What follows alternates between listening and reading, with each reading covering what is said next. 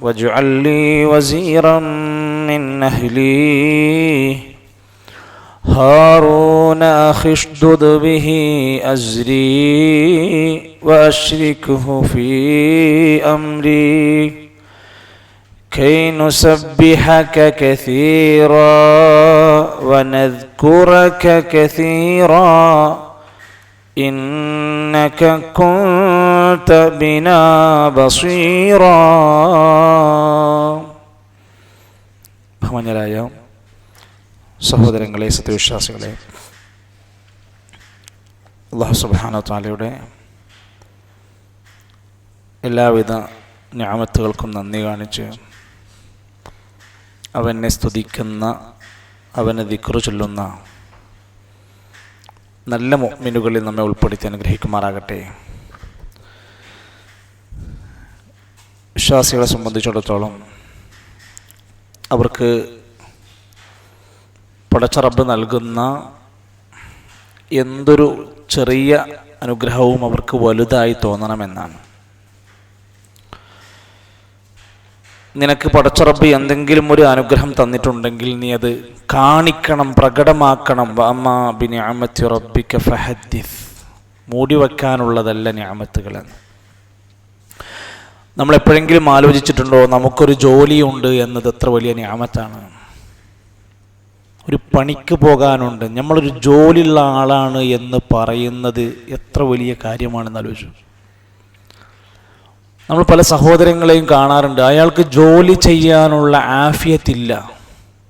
കൈകാലുകൾ വൈകല്യമുള്ള ആൾക്കാർ, കണ്ണ് കാണാത്ത ആളുകൾ, പക്ഷെ അവരൊക്കെ അങ്ങാടിയിലൂടെ എന്തെങ്കിലുമൊക്കെ ഒരു ജോലി ചെയ്ത് ജീവിക്കുമ്പോൾ അവർ സംസാരിക്കുന്നത്, അവർ പറയുന്നത്, എന്തെങ്കിലും അന്നാന്നുള്ള എൻ്റെ ജീവിതമാർഗം കഴിഞ്ഞു പോകാൻ ഒരു വഴി വേണ്ടേ? എന്നാൽ വേറെ ഒരുപാട് മനുഷ്യരുണ്ട്, നല്ല ആരോഗ്യവാന്മാരായ ആളുകളാണ്, പക്ഷെ അവരൊന്നൊരു പണിക്ക് പോവുക, അതൊരു ജോലി ചെയ്യാതെ നടക്കുന്ന, കുടുംബം ശ്രദ്ധിക്കാത്ത ഒട്ടനേകം ആളുകൾ. ജോലിക്ക് പോകുന്ന ഒരാളെ സംബന്ധിച്ചിടത്തോളം അയാളുടെ ജോലിയിൽ കാണിക്കേണ്ടുന്ന ഒരു മുസ്ലിമായ, പ്രത്യേകിച്ച് നമ്മളെപ്പോലെ ദീനീ രംഗത്ത് പഠന രംഗത്തൊക്കെ സജീവമാകുന്ന നമ്മളൊക്കെ നമ്മുടെ ജോലിയിൽ ശ്രദ്ധിക്കേണ്ട കുറച്ച് കാര്യങ്ങളുണ്ട്. അതിലൊന്ന്, നമ്മൾ മറ്റുള്ളവർ ജോലിക്ക് വരുന്ന പോലെയാവരുത്. നമ്മുടെ സ്റ്റാഫ്, നമ്മളൊരു കടയിലെ സ്റ്റാഫാണെങ്കിൽ, നമ്മളൊരു ആളുടെ കീഴിൽ ജോലി ചെയ്യുന്നവരാണെങ്കിൽ മറ്റുള്ളവരെ പോലെയല്ല എന്ന് ഞാൻ പറഞ്ഞതിൽ ഒന്ന്, സമയത്ത് എത്തിച്ചേരുക എന്നതാണ്. അതൊരു അമാനത്താണ്. ഈ ജോലി എൻ്റെ അമാനത്താണ്. ഞാനൊരു സ്കൂളിലെ മാഷാണ്, ഞാനൊരു കോളേജിലെ അധ്യാപകനാണ്, ഞാനൊരു സ്ഥാപനത്തിൽ ജീവനക്കാരനാണ്. അവിടെ ഒരു സമയമുണ്ടെങ്കിൽ ആ സമയത്തിൻ്റെ നേരത്തെ അല്ലാതെ എന്നും വൈകിയെത്തുന്ന, അതൊരു പ്രശ്നമല്ല എന്ന് ചിന്തിക്കുന്ന ഒരാളായി നമ്മൾ മാറാൻ പാടില്ല. അത് നല്ലതല്ല.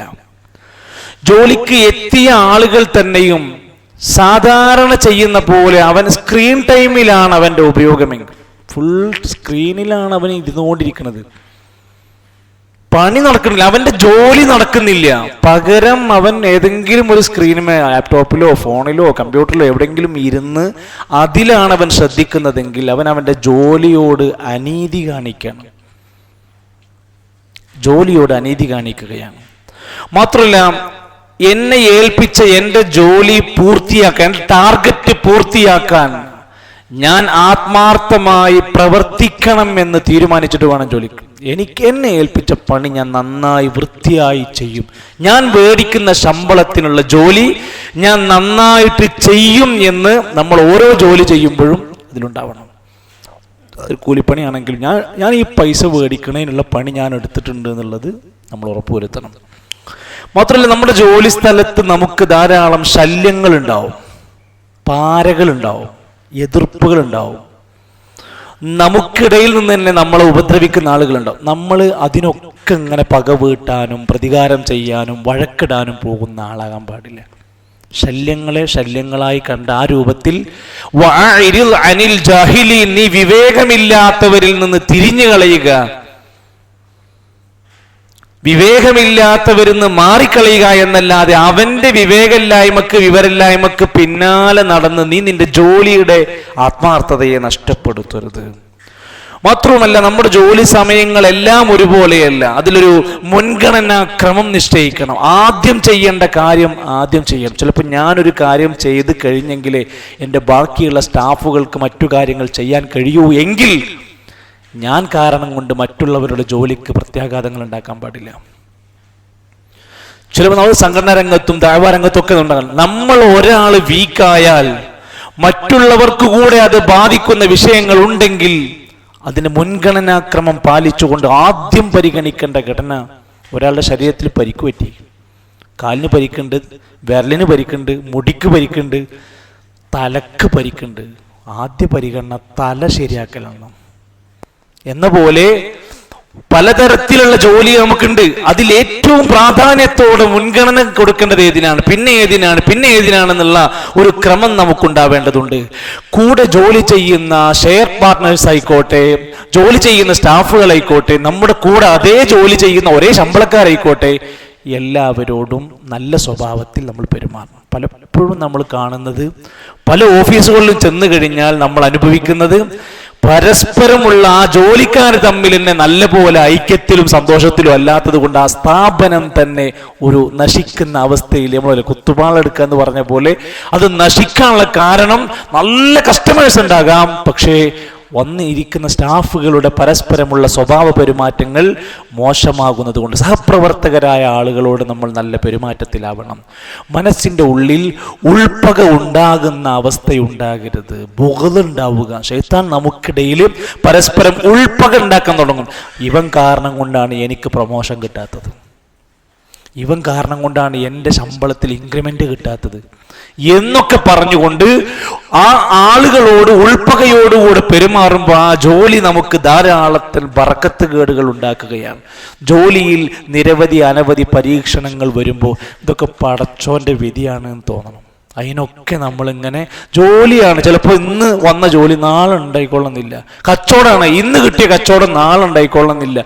അതൊക്കെ പടച്ചോന്റെ വിധിയാണെന്ന് കരുതി അതിനെയും അങ്ങനെ കാണാൻ ഒരു മുസ്ലിമിന് കാണാൻ സാധിക്കണമോ എന്ന് മാത്രമല്ല, താൻ ചെയ്യുന്ന ജോലിയും അത് കൃത്യമായ ഒരു അഭിമാനബോധത്തോടെയും ഞാനൊരു മുസ്ലിമാണ് എന്ന ആ അഭിമാനത്തിന് പരിക്ക് പറ്റാതെ പെരുമാറുകയും വേണം ജോലി സ്ഥലത്ത്.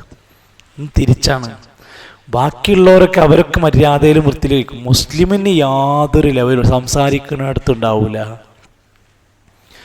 ചിലപ്പം ഹിന്ദുസ് തന്നെ പറയും, മാഷെ നിങ്ങൾ പള്ളി പോണില്ലേ, വെള്ളിയാഴ്ച മാഷെ നിങ്ങൾ പള്ളി പോണില്ലേ എന്ന് മറ്റു സ്റ്റാഫുകൾ നമ്മളെ പറയാതെ, അയാൾ പറയാതെ പോണ ആളാണ് എന്ന്, മുസ്ലിമാണ് എന്ന അഭിമാനബോധം വേഷത്തില്, നിസ്കാരത്തില്, സംസാരത്തില്, മറ്റുള്ളവരോട് ചിലപ്പോൾ ജോലി ചെയ്യുന്നവർ സ്ത്രീകളുണ്ടാവാം, പെൺകുട്ടികളുണ്ടാവാം, അവരോടൊക്കെയുള്ള നമ്മുടെ പെരുമാറ്റത്തിൽ അത് നമ്മളെ വേറെ തന്നെ ഒരു മുസ്ലിമാണ് അയാളെന്ന അഭിമാന ബോധത്തിന് പരിക്ക് പറ്റാത്ത പെരുമാറ്റങ്ങൾ ഉണ്ടാവണം. ജോലി സ്ഥലത്ത് എവിടെയാണോ പരിസരത്ത് ജമാഅത്ത് കിട്ടുന്ന കേന്ദ്രമെങ്കിൽ ജമാഅത്ത് നഷ്ടപ്പെടാൻ ഒരിക്കലും സമ്മതിച്ചു കൊടുക്കരുത്. ഇതൊക്കെ എന്തെങ്കിലും പറയാനുള്ള കാരണം എന്ന് വെച്ചാൽ, നമുക്ക് റബ്ബ് തന്ന ന്യാമത്തിനെ കുറച്ച് കാണണ്ട, ഇത് പടച്ചോ തന്ന വലിയൊരു ന്യാമത്താണ് എന്നാ പറഞ്ഞിരിക്കുന്നത്.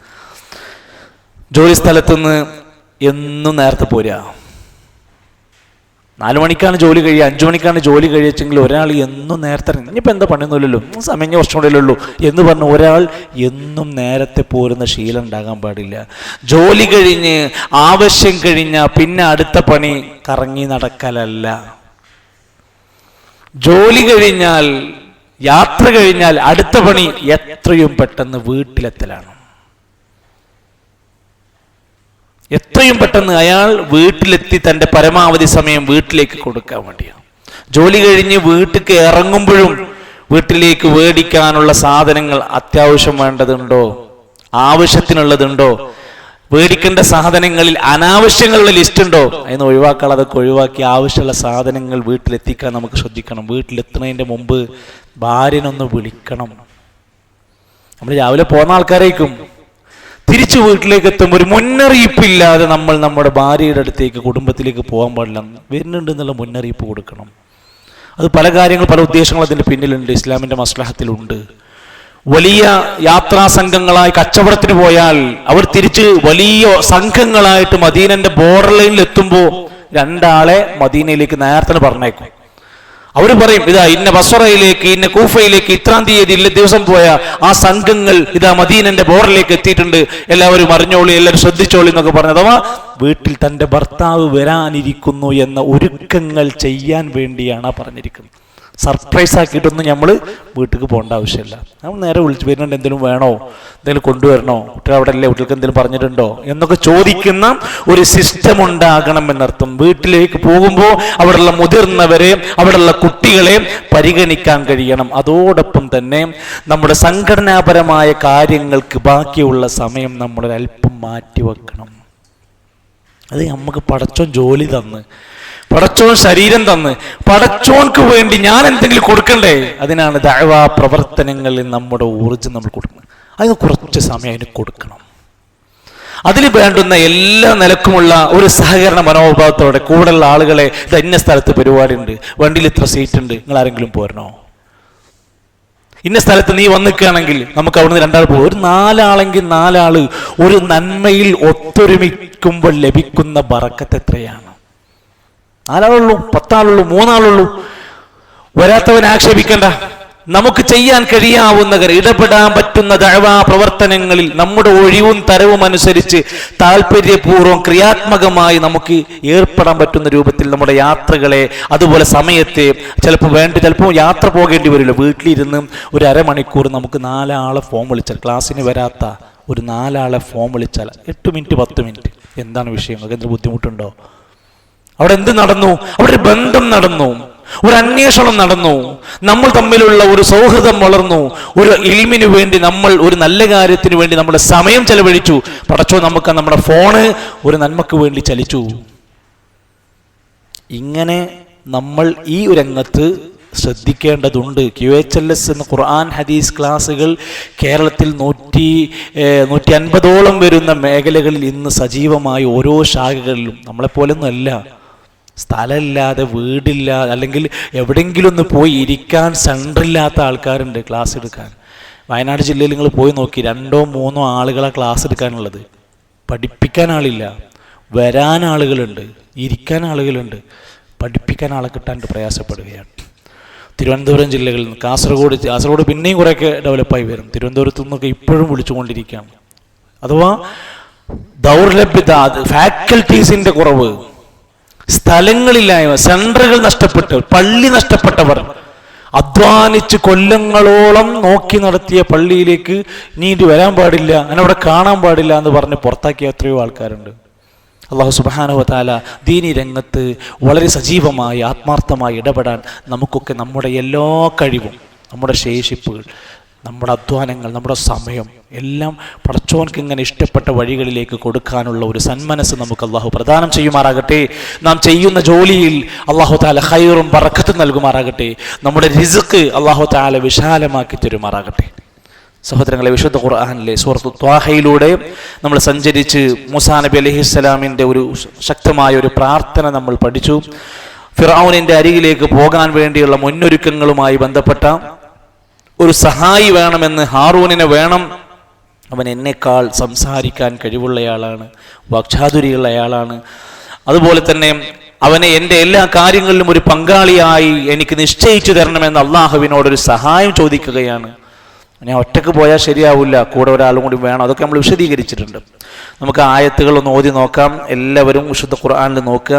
29 മുതൽ 32 വരെയാണ് പോകേണ്ടത്. അത് കഴിഞ്ഞിട്ട് ബാക്കി ആയത്തിലേക്ക് പോകാം. അഊദു ബില്ലാഹി മിനശ് ശൈത്വാനിർ റജീം. വജ്അൽ ലീ വസീറൻ മിൻ അഹ്ലി ഹാറൂന അഖീ ഉശ്ദുദ് ബിഹി അസ്രി വഅശ്രിക്ഹു ഫീ അംരി. അവിടെ വജ്അൽ ലീ, ക്ലാസ്സിൽ വരാത്തവർക്കും കഴിഞ്ഞ ദിവസം വരാത്തവർക്കും കൂടി വേണ്ടിയാണ് പറയുന്നത്. വജ്അൽ ലീ, വജാ എന്നല്ല വജ് എന്നാണ്. വജ്അൽ ലീ വസീറൻ മിൻ അഹ്ലി. അഹ്ലി അല്ല, തുറന്ന അഹ്ലി ഹാറൂന അഖീ. ഇസ്ദുദല്ല, ഉഷ്ദുദാണ്. ഉഷ്ദുദ് ബിഹി അസ്രി വഅശ്രിക്ഹു ഫീ അംരി. ഒന്നുകൂടി ഓദിക്കേ. വജ്അൽ ലീ വസീറൻ മിൻ അഹ്ലി ഹാറൂന അഖീ ഉഷ്ദുദ് ബിഹി അസ്രി വഅശ്രിക്ഹു ഫീ അംരി. അള്ളാഹുവിനോട് മൂസാ നബി സഹായം ചോദിക്കുകയാണ്. അള്ളാഹുവേ, എനിക്കൊരു വസീറിനെ തരണേ. എന്താ വസീർ? ഒരു സഹായി, ഒരു പ്രതിനിധിയെ തരണം. ഹാറൂൻ അഖീ, എൻ്റെ സഹോദരനായ ഹാറൂൻ. ഹാറൂൻ മൂസാ നബിൻ്റെ ജ്യേഷ്ഠനാണോ അനിയനാണോ? എന്താ പറഞ്ഞേ? ജ്യേഷ്ഠനായിരുന്നു, 4 വയസ്സ് മൂപ്പുള്ള ആളായിരുന്നു എന്ന് പറഞ്ഞു. അഹ് എന്ന് പറഞ്ഞ സഹോദരനാണ്. സഹോദരിക്ക് എന്താ അറബിയിൽ പറയാ? ഉഖ്ത്. നമ്മള് മറിയം ബീവിന്റെ ചരിത്രം പറഞ്ഞെടുത്തു, യാ ഉഖ്ത ഹാറൂൻ. ഇവിടെ ഹാറൂൻ അഖി, അവിടെ യാ ഉഖ്ത ഹാറൂൻ. അല്ല ഹാറൂനിന്റെ പെങ്ങളെ, നീ ഒന്നും ഇങ്ങനെ ചെയ്യുന്ന ഒരിക്കലും വിചാരിച്ചില്ല എന്നൊക്കെ പറഞ്ഞു. ഉഖ്ത് പെങ്ങള്, അഹ് സഹോദരൻ. പിന്നെ പറഞ്ഞത് ഉഷ്ദുദ് ബിഹി അസ്രി. ഉഷ്ദുദ്, എനിക്ക് ശക്തിപ്പെടുത്തി തരണം എന്നാണ്. എനിക്ക് ഇതിലൂടെ ഒരു സഹായം കിട്ടുന്നതിലൂടെ ഒരു ശക്തി പകർന്നു തരണേ എന്നാണ്. പിന്നെ വഅശ്രിക്ഹു ഫീ അംരി, എന്നെ ഏൽപ്പിക്കുന്ന ഡ്യൂട്ടിയിലും എൻ്റെ എല്ലാ കാര്യങ്ങളിലും ഹാറൂനിനും ഒരു റോള് കൊടുക്കണം, ഒരു പങ്ക് കൊടുക്കണം.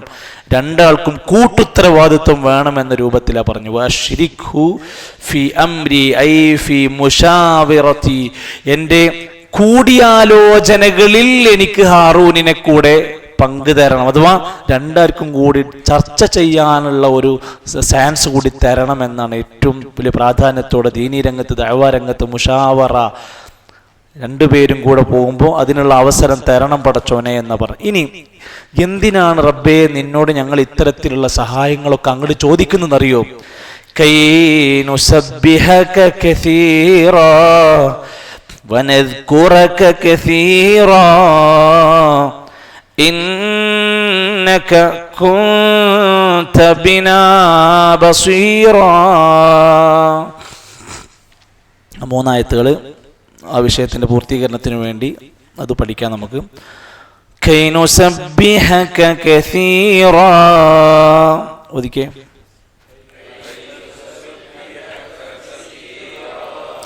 കൈ നുസബ്ബിഹക കസീറാ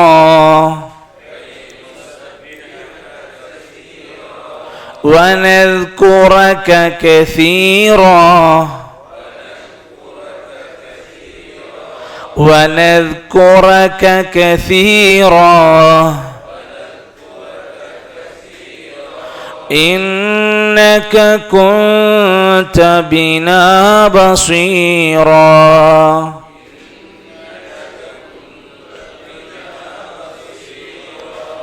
إنك كنت بنا بصيرا.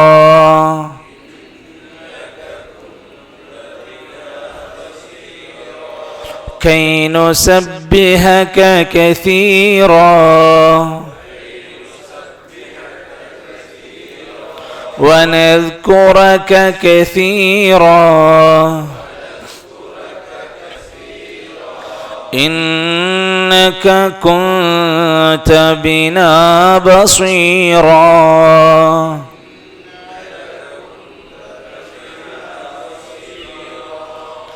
ഓതുമ്പോൾ ഈ 3 ആയത്തുകളിൽ ശ്രദ്ധിക്കാം. കൈ നുസബ്ബിഹക കസീർ, കസീർ അല്ല കസീറ. റാക്ക് ഫത്ഹ് തൻവീന് വരുമ്പോൾ കസീറ എന്നല്ല, റോ കസീറ. വനദ്കുറക കസീറാ ഇന്നക നൂന് ഷദ് ഇന്നക കുൻത ബിനാ ബസീറാ. ബസി അല്ല സ്വാദാണ്, ബസീറാ. ഇന്നക കുൻത ബിനാ ബസീറാ. ഒന്നുകൂടി ഒതുക്കി. കൈ നുസബ്ബിഹക കസീറാ വനദ്കുറക കസീറാ ഇന്നക കുൻത ബിനാ ബസീറാ. ഈ ആയത്തിലൂടെ അല്ലാഹു സുബ്ഹാനഹു വ തആല നമ്മെ പഠിപ്പിക്കുന്നത്, മൂസാ നബി തിരിച്ച് പറയാണ്, അല്ലാഹുവേ ഈ സഹായങ്ങളൊക്കെ നിന്നോട് ഞങ്ങൾ ചോദിക്കുന്നത് കൈ വേണ്ടിയാണ്.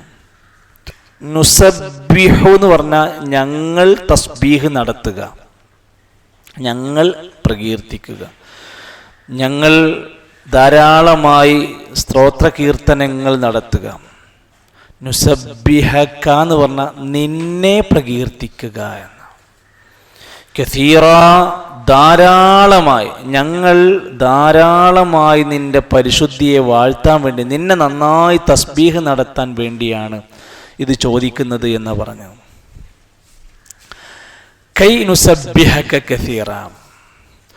സാധാരണഗതിയിൽ നമ്മൾ ഒരു ഫിഅല് പറയുക, ഒരു പ്രവൃത്തി നമ്മൾ പഠിക്കുകയാണെങ്കിൽ, ഇപ്പോൾ കതബ എന്ന് പറഞ്ഞാൽ എഴുതി എന്നാണ്, യക്തുബു എന്ന് പറഞ്ഞാൽ എഴുതുന്നു എന്നാണ്. കതബ എഴുതി എന്നാണ്, യക്തുബു എഴുതുന്നു എന്നാണ്. പക്ഷെ അതിൻ്റെ മുമ്പിൽ കൈ എന്ന വാക്ക് വന്നു കഴിഞ്ഞാൽ യക്തുബു എന്ന് പറയൂല, യക്തുബ എന്നാണ് പറയേണ്ടത്.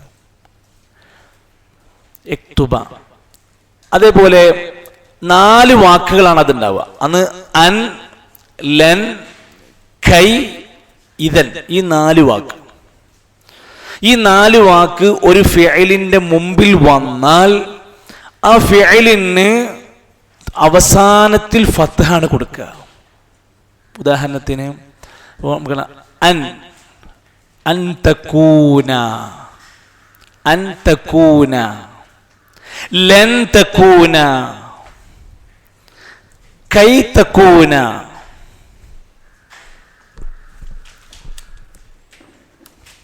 ഏതൊക്കെയാണ്? അന്ന്, ലന്ന്, കൈ, ഇതൻ.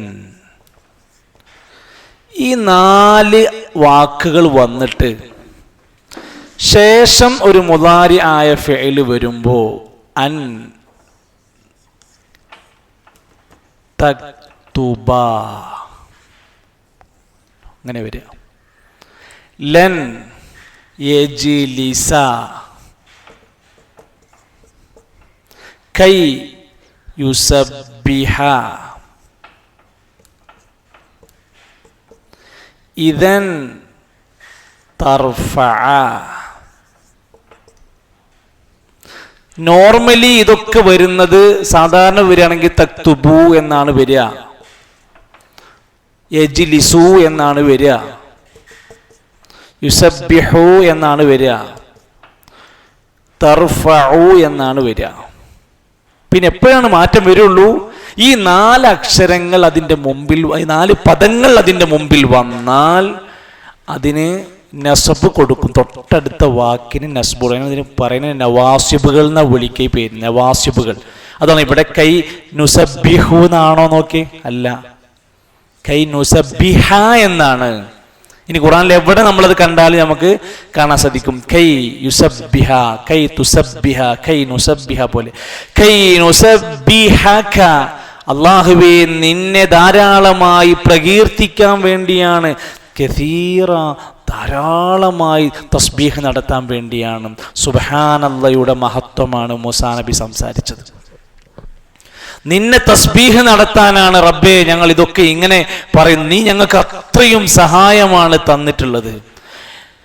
മഹാനായ ഇബ്നു കസീർ റഹ്മത്തുള്ളാഹി അലൈഹി പറയാണ്, എന്ത് സഹായമാണ് ഇതിലൂടെ കിട്ടിയിട്ടുള്ളത്? ലാ യകൂനൽ അബ്ദു മിനദ്ദാകിരീന അല്ലാഹ കസീറ. ഒരു അടിമ എപ്പോഴും അല്ലാഹുവിനെ സ്മരിക്കണം. ഹത്താ യദ്കുറല്ലാഹ ഖായിമ, നിൽക്കുകയാണെങ്കിൽ അവൻ നിന്നുകൊണ്ട് അല്ലാഹനെ ഓർക്കണം. വഖായിദ, ഇരിക്കുമ്പോൾ അവൻ അല്ലാഹനെ ഓർക്കണം. വമുൽതജിഅ, അവൻ കിടന്നുകൊണ്ടാണെങ്കിൽ അവൻ കിടന്നിട്ട് അല്ലാഹനെ സ്മരിക്കണം. അള്ളാഹുവിനെ സ്മരിക്കുന്നതിൽ ഏറ്റവും പ്രധാനമാണ് തസ്ബീഹ് ഉണ്ടാവുക എന്നത്. ഖുർആനിലെ പല സൂറത്തുകളും തുടങ്ങിയത് സബ്ബഹ, യുസബ്ബിഹു, സുബ്ഹാന എന്ന് തുടങ്ങിയിട്ടുണ്ട്. അത് അള്ളാഹുവിനുള്ള പ്രകീർത്തനത്തിന്റെ വാക്കുകളാണ്. സുബ്ഹാനല്ലാഹ്, അള്ളാഹുവിനുള്ള തസ്ബീഹാണ് സുബ്ഹാനല്ലാഹ്. അള്ളാഹുവിനെ പരിശുദ്ധപ്പെടുത്തുകയാണ് ആ വാക്ക്. എത്ര പ്രധാനപ്പെട്ട ദിക്റുകളിൽ 4 ഏറ്റവും പ്രധാനപ്പെട്ട ദിക്ർ. സുബ്ഹാനല്ലാഹ്, അൽഹംദുലില്ലാഹ്, അല്ലാഹു അക്ബർ, ലാ ഇലാഹ ഇല്ലല്ലാഹ്. അള്ളാഹുവിന് ഏറ്റവും ഇഷ്ടപ്പെട്ട 4 കലിമാത്ത്. അതിലാദ്യം സുബ്ഹാനല്ലാഹ്, അള്ളാഹുവിനെ പരിശുദ്ധപ്പെടുത്തുന്ന ആ ദിക്റാണ്. നമസ്കാര ശേഷമുണ്ട്, രാത്രി കടന്നുറങ്ങുന്നതിന് മുമ്പ് തസ്ബീഹുണ്ട്. നമ്മൾ നമസ്കാരത്തിന് വേണ്ടി കൈകെട്ടിക്കഴിഞ്ഞാൽ വജ്ജഹ്തു വജ്ഹലില്ലദീ പറയുന്ന പ്രാർത്ഥന ഉണ്ട്. അല്ലാഹുമ്മ ബാഇദ് ബൈനി എന്നുള്ള പ്രാർത്ഥന ഉണ്ട്. ഏത് വേണമെങ്കിലും പ്രാർത്ഥിക്കാം. വേറൊരു പ്രാർത്ഥന ഉണ്ട്, സുബ്ഹാനക്കല്ലാഹുമ്മ വബിഹംദിക. കേട്ടിട്ടുണ്ടോ? സുബ്ഹാനക്കല്ലാഹുമ്മ വബിഹംദിക തബാറകസ്മുക വതആല ജദ്ദുക വലാ ഇലാഹ ഗൈറുക. അതും നമുക്ക് പ്രാർത്ഥിക്കാം. ഇപ്പോൾ ഫർള് നമസ്കരിക്കുകയാണ്, സമയത്തിൻ്റെ കുറവൊക്കെ ഉണ്ടെങ്കിൽ അയാൾക്ക് അത് ഉപയോഗപ്പെടുത്താം. സുബ്ഹാനക്കല്ലാഹുമ്മ വബിഹംദിക തബാറകസ്മുക വതആല ജദ്ദുക വലാ ഇലാഹ ഗൈറുക. സദസ്സ് പിരിയുമ്പോൾ അള്ളാഹുവിനെ തസ്ബീഹ് നടത്തിയിട്ടാണ് പിരിയുന്നത്. എന്താ പ്രാർത്ഥിക്കല്? സുബ്ഹാനക്കല്ലാഹുമ്മ വബിഹംദിക അഷ്ഹദു അല്ലാ ഇലാഹ ഇല്ലാ അൻത അസ്തഗ്ഫിറുക വഅതൂബു ഇലൈക്. അത് ക്ലാസ് എടുക്കുന്ന ഒരാളോ നന്ദി പറയുന്ന ഒരാളോ പറയേണ്ടെന്നും ആവശ്യമില്ല. പറഞ്ഞാലും പറഞ്ഞില്ലെങ്കിലും നമ്മൾ സ്വയം അതുണ്ടായിരിക്കും. അത് കഫാറത്തുൽ മജ്ലിസാണ്. ഒരു മജ്ലിസ് എപ്പോൾ പിരിഞ്ഞു പോകുമ്പോഴും അവിടെ അത് വെച്ച് പ്രാർത്ഥിച്ചിട്ട് പിരിയാൻ വേണ്ടി പറഞ്ഞു. എന്തെങ്കിലും അവിടെ വെച്ചുള്ള അപമര്യാദകൾ വല്ലതും സംഭവിച്ചിട്ടുണ്ടെങ്കിൽ അതിനുള്ള പ്രായശ്ചിത്തവും പാപപരിഹാരവുമാണ് കഫാറത്താണ് എന്ന് പറഞ്ഞു. സുബ്ഹാന റബ്ബിയൽ അഅ്ല, ഏറ്റവും ശ്രേഷ്ഠമായ സുജൂദിൽ കിടന്നിട്ട് അല്ലാഹുവിനെ തസ്ബീഹ് നടത്തണം. സുബ്ഹാന റബ്ബിയൽ അഅ്ല. നമസ്കാരത്തിന്റെ പ്രധാനപ്പെട്ട റുക്നായ റുകൂഇൽ കിടന്നിട്ട് സുബ്ഹാന റബ്ബിയൽ അദീം. അങ്ങനെ എത്ര വേണമെങ്കിലും നമുക്ക് പറയാം. സുബ്ഹാനല്ലാഹി വബിഹംദിഹി സുബ്ഹാനല്ലാഹിൽ അലീം. എന്താ ദിക്റിന്റെ പ്രത്യേകത പറഞ്ഞേ? ഈ 2 ദിക്റുകൾ മീസാനിൽ തുലാസിൽ ഏറ്റവും കനമുള്ളതായിരിക്കും. അള്ളാഹ്ക്ക് ഏറ്റവും ഇഷ്ടപ്പെട്ട 2 വാക്കുകളായിരിക്കും. നാവിന് ഏറ്റവും കനം കുറവുള്ള 2 വാക്കുകളായിരിക്കും. സുബ്ഹാനല്ലാഹി വബിഹംദി സുബ്ഹാനല്ലാഹിൽ അലീം. അതിൽ പെട്ട 1ാമത്തെ വാക്ക് സുബ്ഹാനല്ലാഹി വബിഹംദിഹി മാത്രം ഒരാൾ 100 തവണ ഒരു ദിവസത്തിനുള്ളിലായി പറഞ്ഞാൽ, ഒരു നേരം നല്ല പറഞ്ഞു, ഒരു ദിവസം 100 തവണയായി സുബ്ഹാനല്ലാഹി വബിഹംദിഹി എന്ന് മാത്രം പറഞ്ഞാൽ അവൻ്റെ പാപങ്ങൾ പുറത്തു കൊടുക്കും. വലൗ കാനത്ത് മിസ്ല സബദിൽ ബഹിരി, കടലിലെ നുരയും പതയോളം പാപം ചെയ്തവനാണെങ്കിൽ അല്ലാഹു അത് പുറത്തു കൊടുക്കുന്നു. റസൂലുള്ളാഹി സ്വല്ലല്ലാഹു അലൈഹി വസല്ലം. തസ്ബീഹ് സുബ്ഹാനല്ലാഹയുടെ മഹത്വമാണ് മൂസാ നബി സംസാരിക്കുന്നത്. അല്ലാഹുവേ, നീ നൽകിയ എല്ലാത്തിനും നിന്നെ സ്തുതിക്കാൻ, നിനക്ക് സ്തോത്ര കീർത്തനങ്ങൾ അർപ്പിക്കാൻ വേണ്ടിയാണ് ഞങ്ങൾ ഈ സഹായമൊക്കെ ചോദിക്കുന്നത്. കൈനുസബ്ബിഹക കസീറാ, പിന്നെയോ വനദ്കുറക കസീറാ. അവിടെ നെദ്കുറൂന്നാണോ നെദ്കുറാന്നാണോ? നെദ്കുറാന്നാണ്. അതെന്താ അവിടെ അങ്ങനെ വന്ന്? തൊട്ട് മുമ്പിലത്തെ കൈയുടെ ബാക്കി തന്നെയാണ് ഇതും വരുന്നത്. അതേ കൈനുസബ്ബിഹക എന്നതിൻ്റെ ബാക്കി തന്നെയാണ് കൈനെദ്കുറകാന്ന്. അതിൻ്റെ ആശയപരമായി അതെന്നെ ബാക്കിയാണ്. അതുകൊണ്ടാണ് വീണ്ടും നെദ്കുറക പറഞ്ഞത്. അതായത് അല്ലാഹുവേ വനദ്കുറക, നിന്നെ ദിക്റ് ചൊല്ലാനാണ്, നിന്നെ സ്മരിക്കാനാണ്. കസീറ, ധാരാളമായി റബ്ബേ നിന്നെ സ്മരിക്കാനാണ് ഇത് ഇങ്ങനെ പറയുന്നത്, നിന്നോട് ഈ സഹായങ്ങൾ ഞങ്ങൾ ചോദിക്കുന്നത് എന്നാണ് മൂസാ നബി അലൈഹിസ്സലാം ആവശ്യപ്പെടുന്നത്. ദിക്ർ എന്ന് പറയുമ്പോൾ നമ്മുടെ മനസ്സിലേക്ക് വരേണ്ടത് അതൊരു വലിയ സദസ്സിൻ്റെ പേരല്ല, ദിക്ർ സദസ്സല്ല. അവിടെ ഒരു വലിയ പിരിവല്ല നമ്മളെ മനസ്സിലേക്ക് ഓർമ്മ വരേണ്ടത്. ദിക്ർ എന്ന് പറയുമ്പോൾ ഒരു വലിയ ജനക്കൂട്ടമല്ല നമുക്ക് ഓർമ്മ വേണ്ടത്. ദിക്ർ എന്ന് പറഞ്ഞാൽ ഒരു മനുഷ്യന് വലിയ സ്ഥാനം തരുന്ന ഒരു സ്വകാര്യ നന്മയാണ് ദിക്ർ. നമുക്കൊക്കെ ആരും അറിയാതെ ചെയ്യാൻ പറ്റുന്ന കാര്യമാണ് ദിക്ർ. ഇങ്ങനെ ചൊല്ലുക, അത് ഞാൻ 77,000 ദിക്ർ ചൊല്ലാൻ നേർച്ചയാക്കി അങ്ങനെയൊന്നുമില്ല. അങ്ങനെ ഒരു സംഖ്യ നിശ്ചയിച്ചിട്ടൊന്നുമില്ല. 7,777 ദിക്ർ ചൊല്ലാൻ തീരുമാനിച്ചു അങ്ങനെയൊന്നുമില്ല. എണ്ണം പറഞ്ഞതിനെ എണ്ണുള്ളൂ, അല്ലാത്തതിന് എണ്ണമില്ല. ദിക്റിന്റെ മഹത്വം പറയുന്ന ഒരൊറ്റ ഹദീസ് മതി. ഒരിക്കൽ നബി സല്ലല്ലാഹു അലൈഹി വസല്ലം ചോദിച്ചു, അലാ ഉനബ്ബിഉകും ബിഖൈരി അഅമാലികും വഅസ്കാഹാ ഇൻദ മലീകികും വഅർഫഉഹാ ഫീ ദറജാതികും. നിങ്ങൾ ചെയ്യുന്ന ഏറ്റവും വലിയ നന്മ ഏതാണെന്ന് ഞാൻ പറഞ്ഞു തരട്ടെ? നിങ്ങളെ പരിശുദ്ധിപ്പെടുത്തുന്ന നന്മ പറഞ്ഞു തരട്ടെ? നിങ്ങളുടെ ദറജ, നിങ്ങളുടെ സ്ഥാനം അല്ലാഹു ഉയർത്തുന്ന ഒരു നന്മ പറഞ്ഞു തരട്ടെ? വഖൈറുൻ ലക്കും മിൻ ഇൻഫാഖി ദഹബി വൽ വരിക്. സ്വർണമോ വെള്ളിയോ നാണയങ്ങളോ ദാനം ചെയ്യുന്നതിനേക്കാൾ വലിയ നന്മ ഞാൻ നിങ്ങൾക്ക് പറഞ്ഞു തരട്ടെ? വഖൈറുൻ ലക്കും മിൻ അൻ തൽഖു അദുവക്കും ഫതദ്രിബു അനാകഹും വയദ്രിബു അനാകികും. ശത്രുക്കളുമായി യുദ്ധം ചെയ്യുന്നതിനേക്കാൾ വലിയ നന്മ ഞാൻ നിങ്ങൾക്ക് പറഞ്ഞു തരട്ടെ? ഖാലു, സ്വഹാബത്ത് പറഞ്ഞു, ബലാ യാ റസൂലല്ലാഹ്, നബിയെ പറഞ്ഞു തരൂ. ഫഖാൽ, നബി തങ്ങൾ പറഞ്ഞു, ദിക്റുല്ലാഹ്. ഏതാണ് ദിക്റുല്ലാഹ്? അല്ലാഹുവിനെ സ്മരിക്കുക. സുബ്ഹാനല്ലാഹ്, അൽഹംദുലില്ലാഹ്, അല്ലാഹു അക്ബർ പറയലാണ് ഇതിനേക്കാളൊക്കെ വലിയ നന്മയാണ്. മസലുല്ലദീ യദ്കുറു റബ്ബഹു വല്ലദീ ലാ യദ്കുറു റബ്ബഹു. ഒരാൾ അല്ലാഹനെ സ്മരിക്കാറുണ്ട്, ഒരാൾ അല്ലാഹനെ സ്മരിക്കുന്നില്ല. രണ്ടുപേരും തമ്മിലുള്ള ഉദാഹരണം മസലുൽ ഹയ്യി വൽ മയ്യിത്ത്. ഒരാൾ ഹയ്യാണ്, ഒരാൾ മയ്യിത്താണ്. നമ്മൾ ജീവിച്ചിരിക്കുന്നു എന്നതിൻ്റെ അടയാളമാണ് നമ്മൾ ദിക്ർ ചൊല്ലൽ. നമ്മൾ മരിച്ചോനെ പോലെയാണെന്നുള്ളതിൻ്റെ അടയാളമാണ് നമ്മൾ ദിക്ർ ചൊല്ലാതിരിക്കൽ. നമ്മുടെ നാവ് അള്ളാഹുവിനെ ഓർത്തുകൊണ്ടിരിക്കണം എന്നാണ്. അള്ളാഹുവിൻ്റെ റസൂൽ സല്ലല്ലാഹു അലൈഹി വസല്ലം ഒരു ഖുദ്സിയായ ഹദീസിൽ പറയുന്നുണ്ട്, വഅന മഅഹു ഇദാ ദക്കറനി. അവൻ എപ്പോഴെങ്കിലും എന്നെ ഓർത്താൽ ഞാൻ അവൻ്റെ കൂടെ ഉണ്ടാവും. ഫഇൻ ദക്കറനി ഫീ നഫ്സിഹി ദക്കർതുഹു ഫീ നഫ്സി. അവൻ്റെ മനസ്സിൽ അവൻ എന്നെ ഓർത്താൽ എൻ്റെ മനസ്സിൽ ഞാൻ അവനെ ഓർക്കും. അല്ലാഹു പറയാം, വഇൻ ദക്കറനി ഫീ മലഇൻ ദക്കർതുഹു ഫീ മലഇൻ ഖൈരി മിൻഹു. ഒരാൾ കൂട്ടത്തിൻ്റെ ഇടയിൽ നിന്ന് അവൻ എന്നെ ഓർത്താൽ അതിനേക്കാൾ വലിയ ജനക്കൂട്ടത്തിൽ ആൾക്കാരുടെ ഇടയിൽ നിന്ന് ഞാൻ അവനെ ഓർക്കും, മലായിക്കത്തുകളുടെ ഇടയിൽ നിന്ന്. വഇൻ തഖറബ ഇലയ്യ ബിശിബ്രിൻ. അവൻ എന്നിലേക്ക് ദിക്റിലൂടെ ഒരു ചാൺ അടുത്താൽ തഖറബതു ഇലൈഹി ദിറാൻ. ഞാൻ അവനിലേക്ക് ഒരു മുഴം അടുക്കാൻ സന്നദ്ധനാണ്. ദിക്റിന്റെ മഹത്വം പറഞ്ഞ രേഖപ്പെടുന്നത് ആ സ്ഥാനത്തേക്ക് എത്തണം. ഉലമാക്കന്മാർ പറയാണ്, രണ്ട് കാര്യങ്ങളാണ് ഒരാൾക്ക് ഒരു ദിക്ർ കൊണ്ട് നേടാൻ പറ്റുന്ന വലിയ നേട്ടം എന്ന് പറഞ്ഞത്. ഒന്ന്, അവൻ്റെ കൽബിൽ ഈമാനും ഇഖ്ലാസും അള്ളാഹുവിലുള്ള മഹബത്തും വർദ്ധിപ്പിക്കുന്ന കാര്യമാണ് ദിക്ർ. രണ്ട്, അവൻ്റെ കൽബ് ദിക്റിലാകുമ്പോൾ, കൽബും അവൻ്റെ നാവുമൊക്കെ ദിക്റിലാകുമ്പോൾ അതിലൂടെ ധാരാളം പ്രതിഫലവും നന്മയും പുണ്യവും അവന് കിട്ടിക്കൊണ്ടിരിക്കുന്നു. ഉലമാക്കന്മാർ രേഖപ്പെടുത്തിയിട്ട് പറയുന്നുണ്ട്, ഒരു 10-20ഓളം ഗുണങ്ങൾ ഒരാൾ ഒരു ദിക്ർ ചൊല്ലുമ്പോൾ നേടുന്ന ഗുണങ്ങൾ പറയണേ. യുസീലുൽ ഹമ്മു വൽ ഗമ്മ അനിൽ ഖൽബ്. മനസ്സിൻ്റെ വിഷമങ്ങളും ദുരിതങ്ങളും സങ്കടങ്ങളും അതിലൂടെ നീങ്ങുന്നതാണ്. ഷിഫാഉൽ ഖൽബി വദവാഉ. ഖൽബിന്റെ രോഗങ്ങൾക്കുള്ള മരുന്നാണ് ദിക്ർ. ഖില്ലത്തു ദലീലുൻ നിഫാഖ്. മനസ്സിൽ നിന്ന് കാപട്യങ്ങൾ കുറക്കാൻ പറ്റുന്നതാണ്. വസബബുൽ ലിനജാതി മിൻ അദാബില്ലാ. അല്ലാഹുവിന്റെ ശിക്ഷയിൽ നിന്ന് രക്ഷ കിട്ടാനുള്ള നന്മയാണ്. ഐസറുൽ ഇബാദ. ഏറ്റവും ലളിതമായി ചെയ്യാൻ പറ്റുന്ന ഇബാദത്താണ്. പൈസ ചെലവില്ല, യാത്ര പോണ്ട, ഒരുപാട് സമയം വെറുതെ കളയണ്ട, ജോലിനെ ബാധിക്കൂല. ഇരുന്ന ഇരിപ്പിൽ പോണ പോക്കിൽ സഞ്ചരിക്കുന്ന വാഹനത്തിൽ നമുക്ക് ചെയ്യാവുന്ന ഏറ്റവും ലളിതമായ ഇബാദത്താണ്. വയൂജബു സ്വലാത്തുല്ലാഹി വമലായികതുഹു അലദ്ദാകിർ.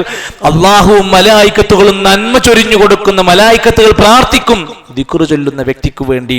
വയുസഹിലു സഅബ.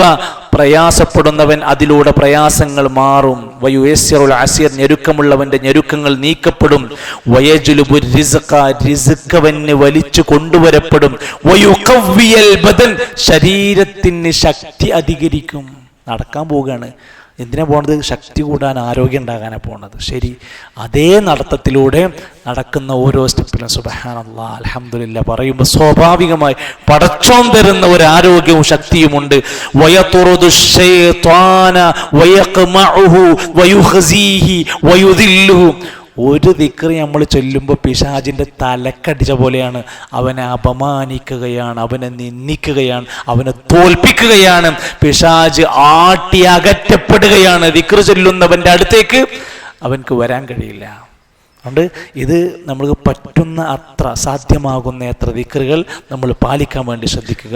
അല്ലാഹു സുബ്ഹാനഹു വ തആല ധാരാളം ദിക്റ് ചൊല്ലുന്നവരിൽ നമ്മൾ ഉൾപ്പെടുത്തുമാറാകട്ടെ. തസ്ബീഹും ദിക്റും. കൈ നുസബ്ബിഹക കസീറാ വനദ്കുറക കസീറാ ഇന്നക കുൻത ബിനാ ബസീറാ. ഒന്നുകൂടി ഓതിക്കേ. كي نسبحك كثيرا ونذكرك كثيرا إنك كنت بنا بصيرا. إنك അള്ളാഹുവേ തീർച്ചയായും നീ, ഇന്ന അന്ന തീർച്ചയായും ഉറപ്പായും എന്ന് പറയാൻ വേണ്ടി ഉപയോഗിക്കുന്ന തൗക്കീദിന്റെ വാക്കാണ് ഇന്ന. ഇന്നക തീർച്ചയായും നീ, കുൻത നീ ആകുന്നു, കാന എന്ന് പറഞ്ഞ ആയിരുന്നു, കുൻത നീ ആകുന്നു, ബിനാ ഞങ്ങളെ പറ്റിയിട്ട്, ബസീറ എല്ലാം കണ്ടറിയുന്ന, ഞങ്ങളെ നന്നായി അറിയുന്നവനാണ് റബ്ബേ നീ. നീ ഞങ്ങളെ എല്ലാ സഹായങ്ങളും നൽകണേ എന്നുള്ളത് പെടുകയാണ്. കുൻത ബിനാ ബസീറ ഞങ്ങളെപ്പറ്റി കണ്ടറിയുന്നവനാണ് അല്ലാഹുവേ നീ എന്നാണ് ആ സൂചിപ്പിക്കുന്നത്. തഫ്സീറിൽ അൽ ബസീർ ബസീറാണ് എന്ന് പറഞ്ഞപ്പോൾ തഅലം ഹാലന വദഅഫന വഅജ്സന ഞങ്ങളെ അവസ്ഥയും ബുദ്ധിമുട്ടും ദുർബലതയൊക്കെ നിനക്ക് കണ്ടറിയാൻ പറ്റും അല്ലാഹുവേ. വഫ്തഖാറന ഇലൈക ഫീ കുല്ലിൽ ഉമൂർ നിങ്ങളുടെ പുസ്തകത്തിൻ്റെ 93-ാമത്തെ പേജിൽ വന്നിട്ടുണ്ട് കേട്ടോ. ഞങ്ങളുടെ എല്ലാ പ്രശ്നങ്ങളും ദാരിദ്ര്യങ്ങളും ആവശ്യങ്ങളൊക്കെ അല്ലാഹ് നിനക്കറിയാലോ. വഅൻത അബ്സറു ബിനാ നീ ഞങ്ങളെ ഏറ്റവും നന്നായി കാണുന്നവനാണ്. മിൻ അൻഫുസിന ഞങ്ങളെക്കാൾ ഞങ്ങളെ നന്നായി അറിയുന്ന, ഞങ്ങൾ ആന്തരിക അവസ്ഥകൾ പോലും അറിയുന്നവനാണ്. വഅർഹമു ഞങ്ങളോട് ഏറ്റവും കാരുണ്യമുള്ളവനാണ് നാദാ നീ. ഫമന്ന അലൈനാ ബിമാ സഅൽനാക് അല്ലാഹ് ഞങ്ങളെ ചോദിച്ചതൊക്കെ ഞങ്ങൾക്കൊന്ന് തരണേ. എന്തൊക്കെയാ ചോദിച്ചത്? റബ്ബിശ്റഹ് ലീ സ്വദ്രി വയസ്സിർ ലീ അംരി വഹ്ലുൽ ഉഖ്ദതം മിൻ ലിസാനി യഫ്ഖഹു ഖൗലി വജ്അൽ ലീ വസീറൻ മിൻ അഹ്ലി ഹാറൂന അഖി ഉശ്ദുദ് ബിഹി അസ്രി വഅശ്രിക്ഹു ഫി അംരി. ഇത്രയും കാര്യങ്ങളൊക്കെ പടച്ചോനെ ഒന്ന് അനുവദിച്ചു തായോ, ഞങ്ങൾക്കൊന്ന് സഹായമായി തായോ. വഅജിബ് ലനാ ഫീമാ ദഅൗനാക പ്രാർത്ഥിച്ചാ പോരാ, പ്രാർത്ഥിച്ച പ്രാർത്ഥന സ്വീകരിക്കണേന്നും കൂടി പ്രാർത്ഥിക്കണം. അള്ളാഹുവിനോട് പ്രാർത്ഥിച്ചു, എന്നിട്ടെന്താ പറഞ്ഞു? റബ്ബി വഅജിബ് ലനാ ഫീമാ ദഅൗനാക ഞങ്ങൾ ഇപ്പി പ്രാർത്ഥിച്ചതിനൊക്കെ ഞങ്ങൾക്കൊരു ദഅവത്ത്, അതിന് മറുപടി തരണേ എന്നും. വിശുദ്ധ ഖുർആനിൽ അള്ളാഹുവിൻ്റെ നാമമായ സമീ ഒരുപാട് സ്ഥലത്ത് വന്നിട്ടുണ്ട്. സമീഇൻ്റെ കൂടെ ബസീർ എന്ന നാമം 42 സ്ഥലത്ത് അൽ ബസീർ എന്ന വിശേഷണം അല്ലാഹു തആല പറഞ്ഞിട്ടുണ്ട്. അതിൻ്റെ അർത്ഥം അത് അത്രക്ക് പ്രാധാന്യമുള്ളൊരു പേരാണ്. അള്ളാഹുവിൻ്റെ 99 നാമങ്ങളിൽ ഓരോ നാമങ്ങൾക്കും ധാരാളം പ്രസക്തിയുണ്ട്. അള്ളാഹുവാണ് ഏറ്റവും കൂടുതൽ തവണ ഉപയോഗിച്ച വാക്ക്. 1000-ലധികം സ്ഥലത്താണ് അള്ളാഹു എന്ന വാക്ക് വിശുദ്ധ ഖുർആനിൽ 1132 സ്ഥലത്ത് വന്നിട്ടുണ്ട്. അതേപോലെ തന്നെ റബ്ബ് വന്നിട്ടുണ്ട്, ഇലാഹ് വന്നിട്ടുണ്ട്, കൂടുതൽ വന്നിട്ടുണ്ട്. അതേപോലെ സമീ, ബസീർ, അലീം പോലെയുള്ള പേരുകൾ വന്നിട്ടുണ്ട്. ബസീറും ഒട്ടും കുറവൊന്നുമല്ല. അതുപോലെ തന്നെ അല്ലാഹു തആല സൂറത്ത് ഗാഫിറിലും പറഞ്ഞല്ലോ, വല്ലാഹു യഖ്ദി ബിൽ ഹഖ് വല്ലദീന യദ്ഊന മിൻ ദൂനിഹി ലാ യഖ്ദൂന ബിശൈഇ ഇന്നല്ലാഹ ഹുവസ് സമീഉൽ ബസീർ. അള്ളാഹു സമീആണ്, അള്ളാഹു ബസീറാണ്. ഓരോ പ്രാർത്ഥനകൾ ചൊല്ലുമ്പോഴും പ്രാർത്ഥനകൾ നമ്മൾ ചെയ്യുമ്പോഴും പടച്ചോൻ കേൾക്കുന്നും പടച്ചോൻ കാണുന്നും പടച്ചോൻ ഉത്തരം ചെയ്യുന്നവനാണെന്നുള്ള വിശ്വാസം ഉണ്ടാവണം. മാത്രമല്ല ബസീർ എന്ന നാമം പഠിക്കുമ്പോൾ ആരും അറിയില്ലെങ്കിലും ആരും കാണുന്നില്ലെങ്കിലും പടച്ചോൻ കാണുന്നുണ്ട് എന്ന ചിന്ത കൂടെ ആ പേരിൻ്റെ ഉള്ളിലുണ്ട്. ബസീറ അള്ളാഹു സകലതും കാണും, മറയില്ലാതെ കാണുന്നവനാണ്. കാലവ്യത്യാസമില്ലാതെ ദൂരവ്യത്യാസമില്ലാതെ അല്ല കാണുന്ന ബസീറാണ്. ഇന്ന സമഅ വൽ ബസറ വൽ ഫുആദ കുല്ലു ഉലൈക കാന അൻഹു മസ്ഊല. പടച്ചോൻ നിങ്ങൾക്ക് തന്നിട്ടുള്ള കാഴ്ചയും കേൾവിയും ഹൃദയവും ചോദ്യം ചെയ്യപ്പെടുന്നതാണ്. ഇതൊക്കെ നമ്മളെ ഇസ്ലാം പഠിപ്പിക്കുന്നുണ്ട്. പരിശുദ്ധ ഇസ്ലാമിൻ്റെ ഈ സുന്ദരമായ സന്ദേശങ്ങൾ, ഇതിൻ്റെ ബാക്കി ഈ പ്രാർത്ഥനയ്ക്ക് എന്ത് റിസൾട്ടാണ് പിന്നെ ഉണ്ടായത്? അമ്പിയാക്കന്മാർ പ്രാർത്ഥിച്ചിട്ട് പിന്നെ എന്ത് റിസൾട്ട് ഉണ്ടായി? ഖുർആനിൽ അതൊക്കെ പറയുന്നുണ്ട്. ഇതൊക്കെ നമുക്ക് പ്രചോദനമാണ്. എന്ത് കാര്യങ്ങളിലും തവക്കുലും പ്രാർത്ഥനയും ഉണ്ടാകണമെന്ന് പ്രേരിപ്പിക്കുകയാണ്. അല്ലാഹു സുബ്ഹാനഹു വ തആല ധാരാളം അറിവ് നേടുന്ന, ധാരാളം ഉപകാരമുള്ള ഇൽമിന് വേണ്ടി തേടുന്ന നല്ല സജ്ജനങ്ങൾ നമ്മെ എല്ലാം ഉൾപ്പെടുത്തി അനുഗ്രഹിക്കുമാറാകട്ടെ. എല്ലാവിധ നന്മകളിലുമായി മുന്നോട്ട് വരാനും അള്ളാഹുവിന് ഇഷ്ടപ്പെട്ട മാർഗത്തിലൂടെ ജീവിതയാത്ര സുഖകരമാക്കുവാനും അള്ളാഹുവെ നീ ഞങ്ങളെ സഹായിക്കണം റഹ്മാനെ.